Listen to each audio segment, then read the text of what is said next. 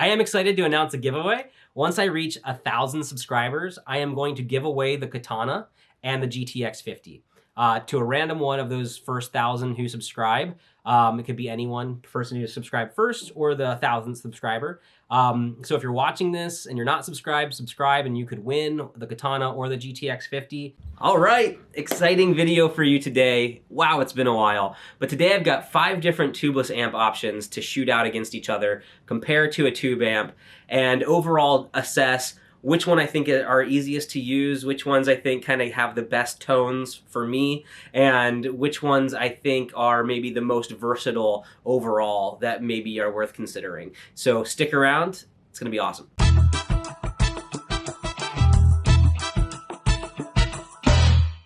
So about in April of this past year, I started looking for a tubeless amp option, and I went with a Super Crush from Orange at the time.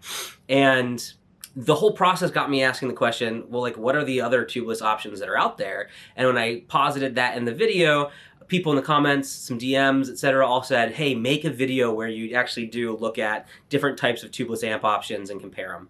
So that's what I'm doing today.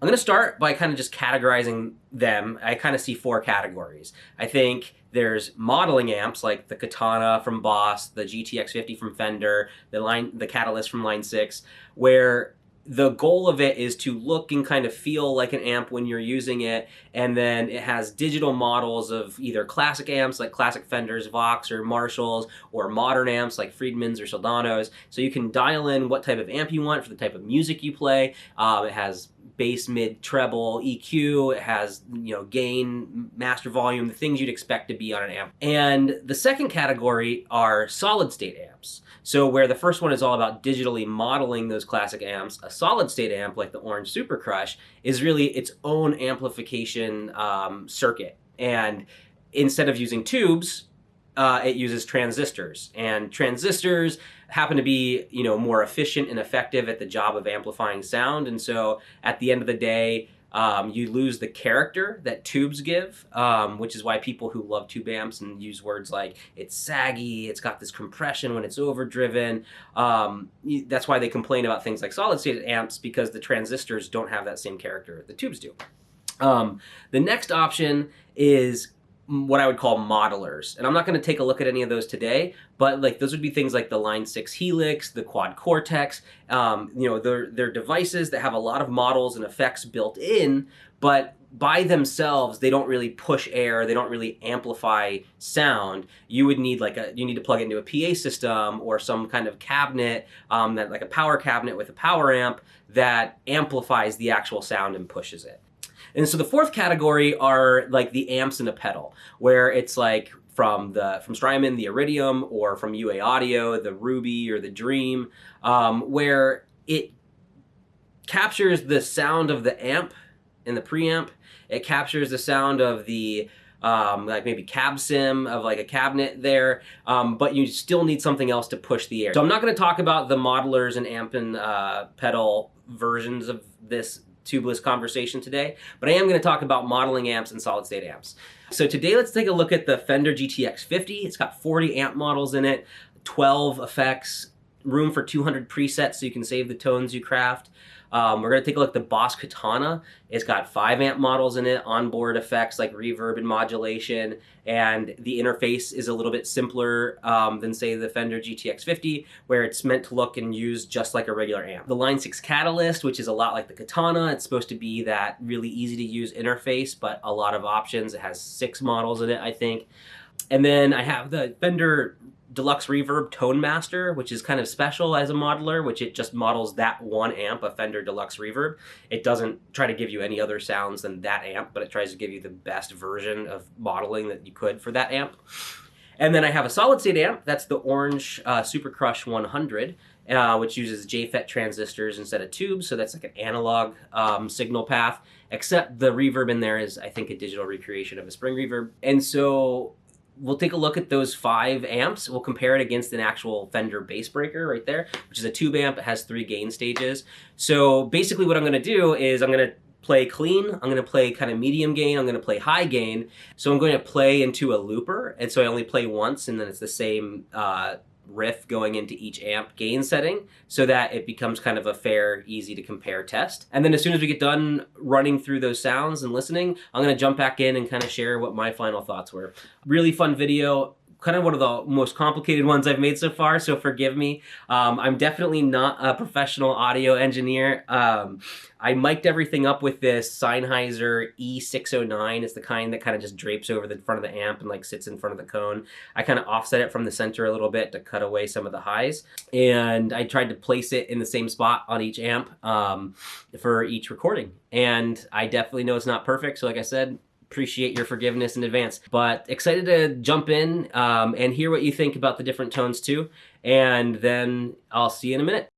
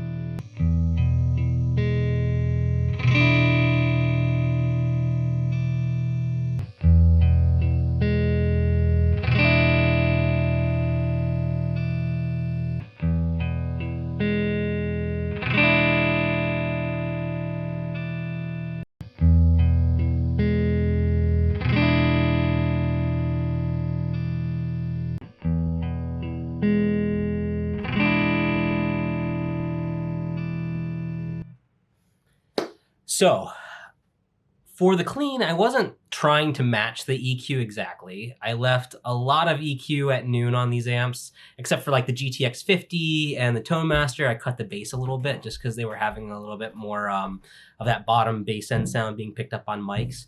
I don't think good clean sounds are the hardest thing to model or get out of a solid state amp. So in some ways, this is maybe the hardest thing to compare, but it's fair to say that they all have like a good clean sound that's usable. But it's also, it's with Bassbreaker, it's hard for me to be too unbiased as I'm most familiar with it. I love the tone, especially like on like the trillier notes. There's like this warmth and sort of like round smooth attack and bloom or whatever the connoisseur tube amp terminology is. Apologies for perpetuating the lingo, but I really like the clean sounds of the Bassbreaker. With the GTX 50, I noticed that it maybe had a little bit less like mid-range presence. There's a lot of bass in like the recording as I made it. Like I said, I had to cut the bass even to get it to a point where I liked it and looked at kind of mic placement a little bit more than I thought I would. And I like the sound of it. There was a little more reverb to that sound too, but like overall it was a very usable sound. The Boss, like the attack felt a little bit fast, so it really felt a little bit more like a solid state amp than a tube amp. I kind of felt the same way for the Line 6. And the Line 6, the Catalyst felt a little bit more balanced overall. It was really accurate, maybe a little unforgiving at some degree because of that. I really like the Tone Master. I felt like it felt the most like playing like the Blues Junior or the Bassbreaker. It had that like rounded attack, that sort of bloomy, sort of tubey feeling attack, a bubbliness, if I even may. And I felt like it felt a little bit more hi-fi, like on the top end compared to the Catalyst maybe, and listening, but I don't know how much of that is like you could get out of the EQ itself.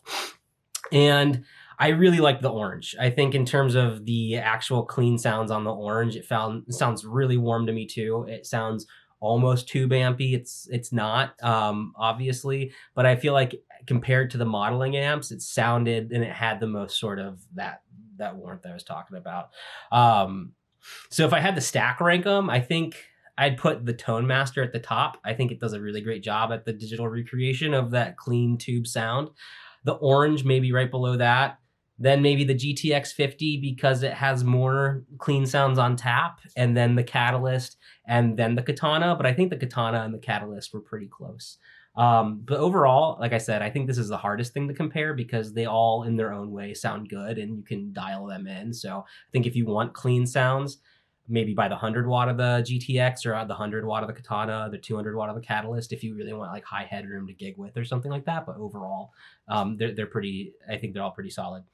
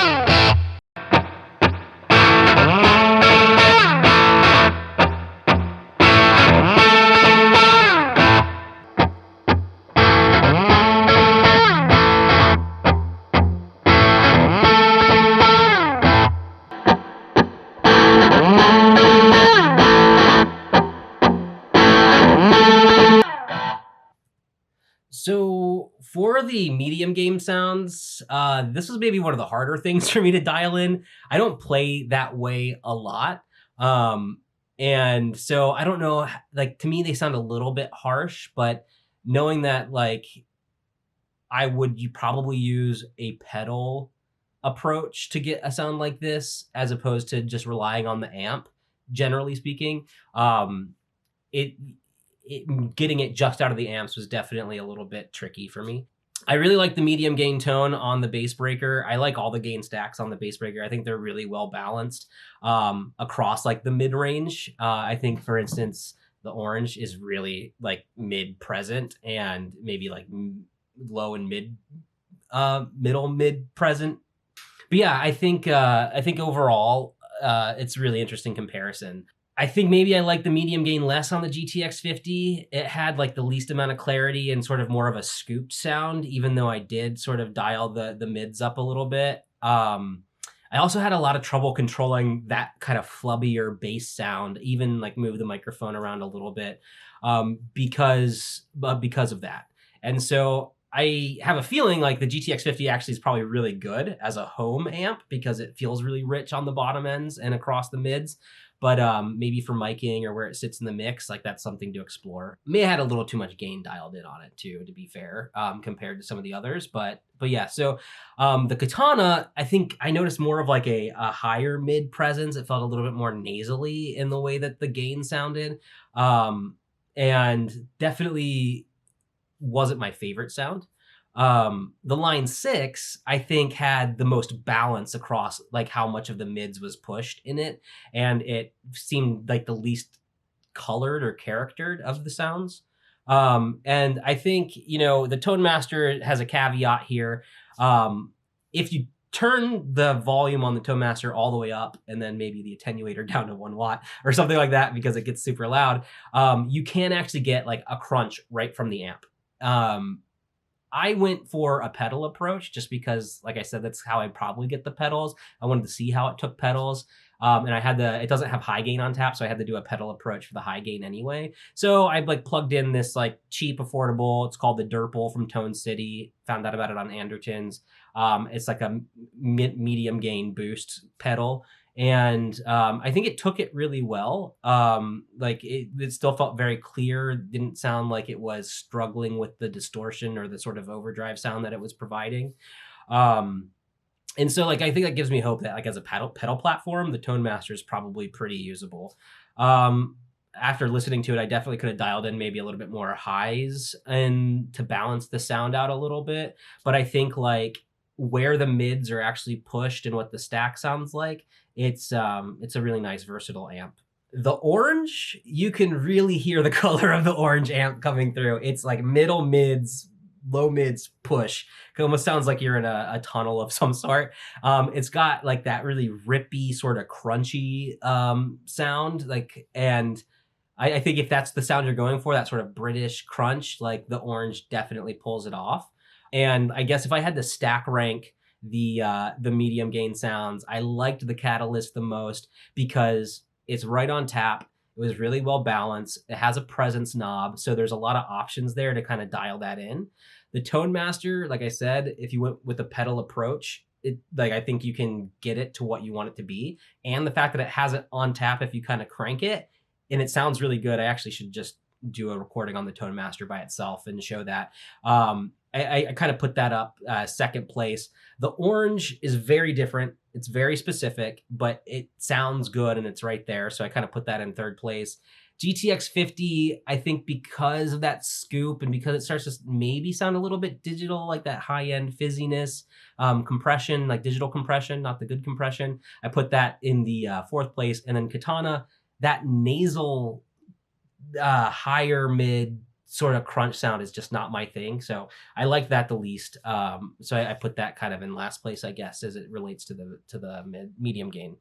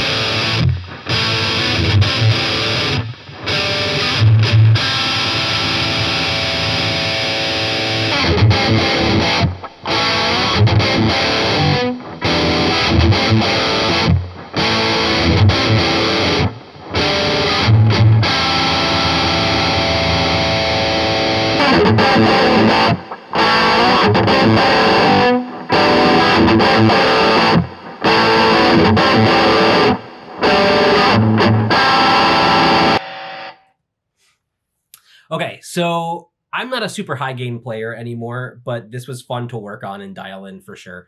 It definitely took me the longest to kind of like, and like I had to fight a little bit with some of these amps to get a sound that I liked and that mic'd well and all of that.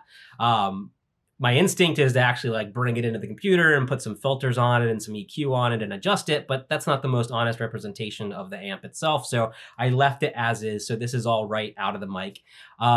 And not adjusted at all. Again, I really like I really like the high gain sound of the bass breaker. It feels really well balanced. And it doesn't get super flubby. Like I think it's nice and tight in the bottom end area. So to me, that's a good sounding high gain for what I was playing. For the GTX 50, you can really hear it flubbing out. And again, like that scoop thing is there. And I can't tell if the scoop thing is there because it's lower volume, because the bass is almost louder and making me have to mic it a little bit lower overall so that the bass isn't sort of peaking. And maybe you could use like a tube screamer or something like that to tighten the bottom end up a little bit. Yeah, so that could be an approach. Maybe something worth testing.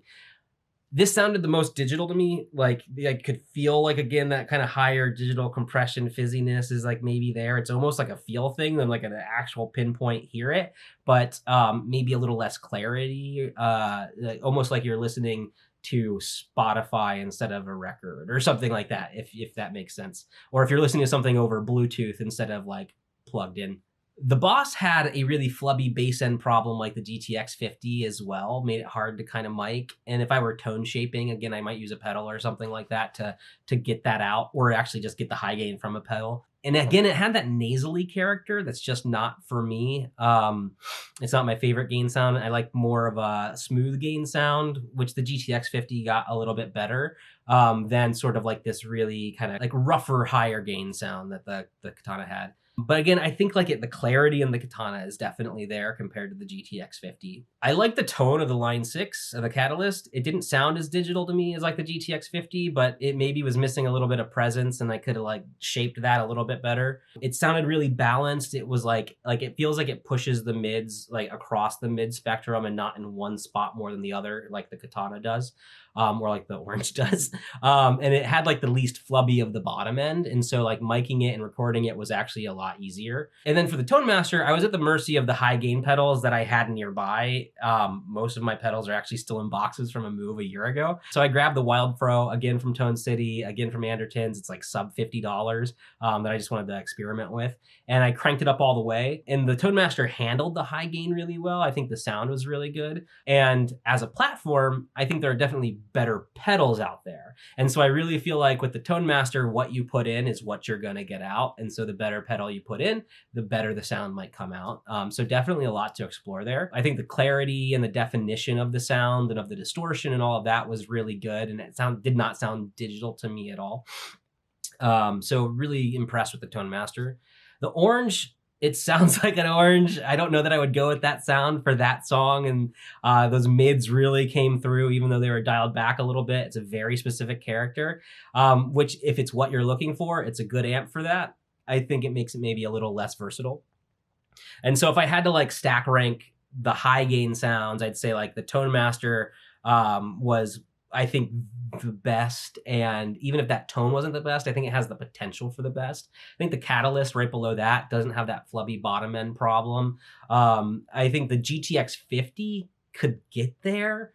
And it has more options on tap. Like it doesn't have to be the metal 2050, 150. Like there's a lot to explore. The Katana has less options on tap. So I feel like that's why I'd put that below the GTX 50, even though maybe it sounded a little less digital. And then I think I'll put the orange at the bottom just because it wasn't my favorite tone for this type of playing.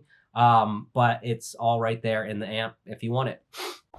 All right, so just some thoughts on those amps after hearing that. And then what I'll do is I'll jump into like kind of a stack rank based on how easy it was to dial in a good tone, which tones I liked, and then 3, the versatility. So, but just general reactions, that bass breaker I love, and not just because it's a British Racing Green with a wheat grill, but because like there's a versatility on tap. It's got low, medium, high gain.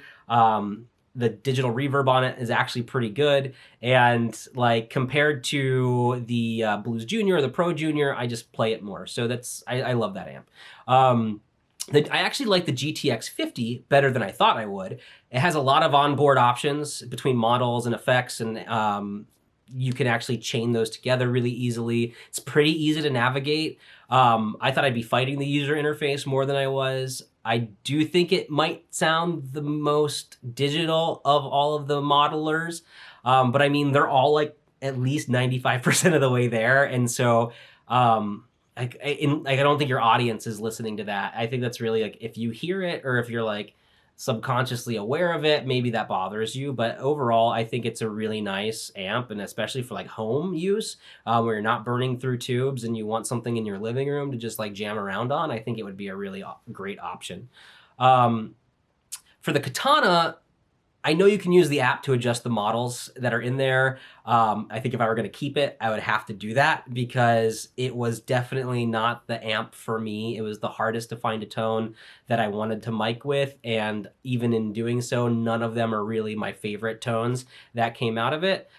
So for the Catalyst, I feel like it's really meat and potatoes. It did what it needed to do. It maybe lacked a little flavor, but it means I think it can be more versatile for that reason. You have more options. You can color with a pedal board, all that kind of stuff.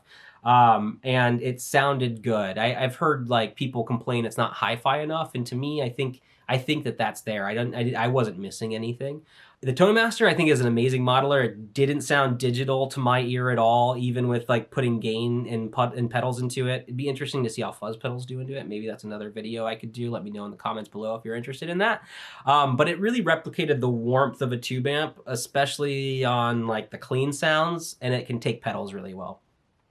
The orange is definitely the most flavor of its own. It is an orange amp, and it's very mid-forward. It's like that British sound, and if that's what you want, it's a good amp for that. And in circumstances, like if you didn't want that, then you wouldn't reach for that amp. You'd go for a different one. And so now let's talk about like stack ranking them based on how easy it was to dial in a good tone. So as far as ease of use goes, the Catalyst has the simplicity of a non-digital amp. The tones were all good. And so for that reason, I think it's at the top of the list in terms of ease to get a good sound. The orange is a non-digital amp. It's very straightforward to use in the same way as the Catalyst. And the character makes it maybe more of a fight to get the exact tone you're looking for. But again, then you choose a different amp. So I can't really knock it for being what it is. It is what it is. And so I would put that as number 2. The Tone Master, also really straightforward to use, but you need a pedal board maybe to unlock the variety. So again, its good tone was easy to get to, maybe a little harder than like Catalyst or Orange if you want to get to that high gain sound, but I'm going to put that kind of in the middle.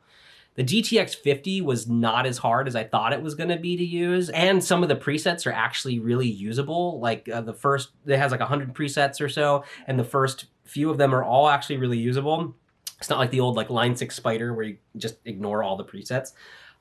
So for that reason, I'd say like GTX 50 is maybe number 4 for getting a good tone and the ease of getting a good tone.